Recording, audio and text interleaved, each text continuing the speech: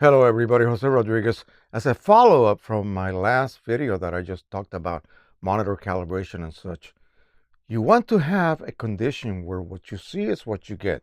Now, here's the thing, like I said earlier, it's always going to look more brilliant on your monitor. There's no way that you can dull down the look of a backlit monitor. But there are ways to enhance what your image will look like on paper by making sure that you light it properly.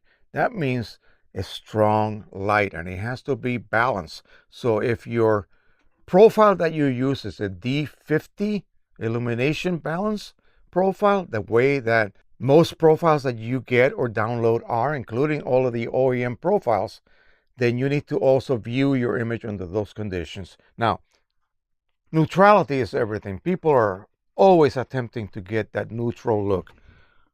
Matte paper, I think this is Canon Pro Matte image that was converted to black and white on Photoshop, and it's perfectly neutral.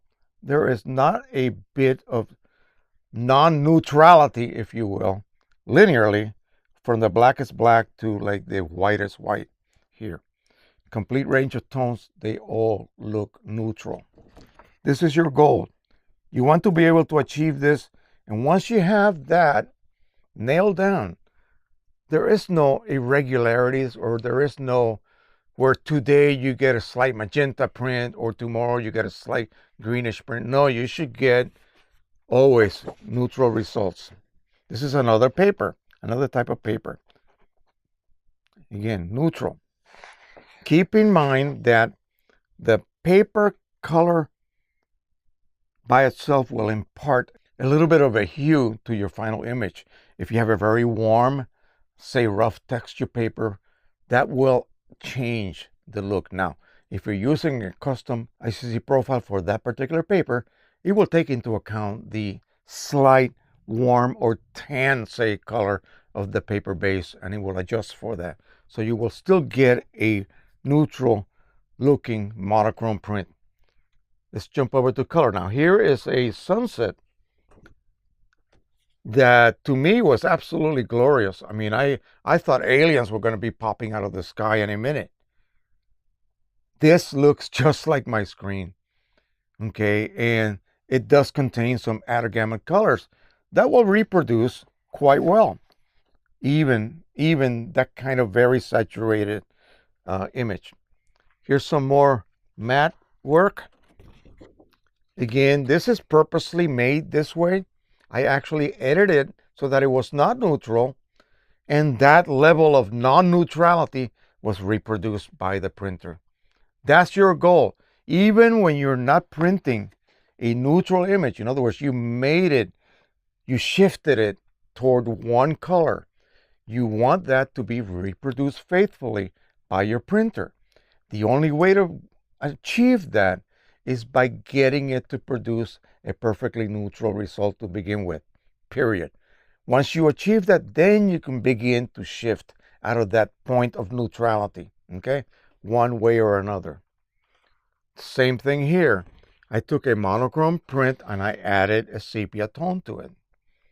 Nice shot of a tree. This is in the fall.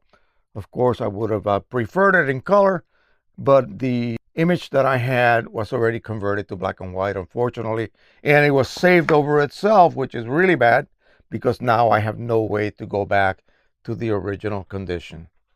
And I think that's about it. I have a shot of a field in Gettysburg. This is turned into a painting. This was done on matte paper as well. So as you can see, everything looks correct to me. That's the way the monitor displayed it, and the only reason for that match is through careful monitor calibration. The monitor has to match the output of the printer.